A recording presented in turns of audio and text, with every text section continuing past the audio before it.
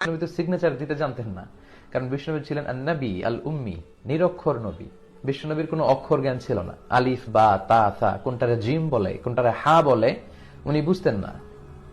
কোনটাকে ওয়াহেদ, ইসনাইন, সালাসা, 1 2 3 কিভাবে লেখা থাকলে ওটা পড়তেও জানতেন না, উনি নিরক্ষর ছিলেন। বুখারী শরীফের সহিহ হাদিস 2699 আমার নবী নিজেই সিগনেচার করেছেন। তাফসীরে রুহুল বায়ানের মধ্যে আছে, আমার নবী আক্ষরিক জ্ঞান জানতেন, অপরকে শিক্ষা দিতেন। ইমাম কাজী আয়াজ রাহমাতুল্লাহ আলাইহি শেফা শরীফের মধ্যে লিখেছেন, আমার নবী আক্ষরিক জ্ঞান জানতেন, অন্য সাহাবীকে লিখতে শিখাতেন। তাহলে প্রমাণ হলো যারা বলে নবী লিখতে পড়তে জানতেন না, এই আকীদা হচ্ছে নিকৃষ্ট বিদআতি আকীদা। যারা বলে নবী লিখতে পড়তে জানতো, এই আকীদা হচ্ছে সহিহ আকীদা। বলেন সুবহানাল্লাহ।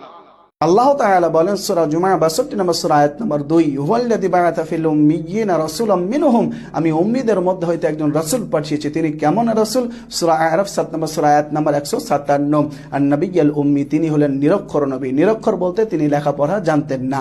সূরা আনকাবুত সূরা নম্বর 29 আয়াত নম্বর 48 আল্লাহ তাআলা বলেন, ওয়া মা কুনতা তাতলু মিন ক্বাবলিহি মিন কিতাবিন ওয়া লা তাখুতুহু বিয়ামিনিকা ইযাল লারতাবাল মুবতিলুন, অর্থাৎ হে নবী, এর পূর্বে অর্থাৎ কোরআন মাজিদের পূর্বে আপনি কোনো কিতাব পড়েননি এবং লেখেননি। যদি আপনি পড়ালেখা জানতেন, অবশ্যই বাতিল পন্থীরা অভিযোগ করে বলতো এটা মুহাম্মদ তৈরি করে নিয়ে এসেছে। অতএব মুহাম্মদ সাল্লাল্লাহু আলাইহি সাল্লাম লেখাপড়া জানতেন না, আর এই ধরনের অভিযোগ করে একেবারে বৃথা হবে।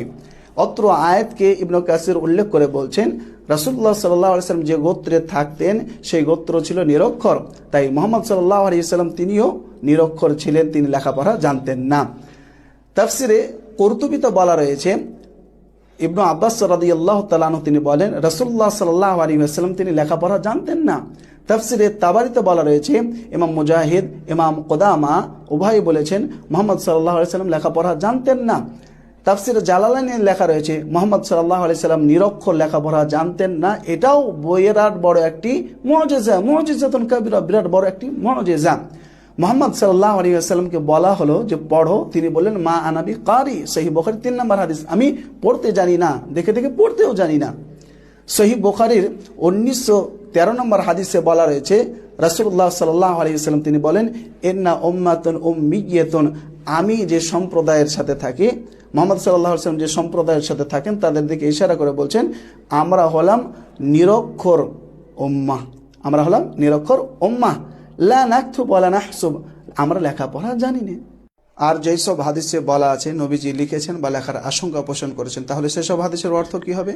যেমন সহিহ বুখারী 2699 নম্বর হাদিস, সহিহ বুখারী 4251 নম্বর হাদিস, সহিহ বুখারীর 114 নম্বর হাদিস, সহিহ বুখারীর 2938 নম্বর হাদিস, সহিহ মুসলিম শরীফের 4501 নম্বর হাদিস ইত্যাদি আরো হাদিস রয়েছে। তো এইসব হাদিসের ব্যাখ্যা সম্পর্কে ইবনে কাসির রহমতুল্লাহ আলাইহি তিনি বলেন, রাসূলুল্লাহ সাল্লাল্লাহু আলাইহি ওয়াসাল্লামের 40-এরও অধিক হ্যান্ড রাইটার ম্যান ছিল। তাদেরকে আদেশ করতেন, তারা লিপিবদ্ধ করত, নাম হতো মুহাম্মদ সাল্লাল্লাহু আলাইহি সাল্লামের। যেমনটি একটি ছোট্ট উদাহরণ দিলে বুঝতে পারবেন যে এ বাড়িটি কে করেছে, তো জাহিদুল বুখারী করেছে। অথচ জাহিদুল বুখারী একটা ইট গাঁথতে পারে না, তবুও জাহিদুল বুখারীর নাম হচ্ছে কেন? জাহিদুল বুখারীর আদেশ করেছে তাই। তো নবীজি তিনি লিখতে জানতেন না, পড়তে জানতেন না, তো হ্যান্ড রাইটার ম্যানের কাছ থেকে তিনি লিখে নিতেন, তার নাম হতো। এইসব হাদিসের ব্যাখ্যা হচ্ছে এই।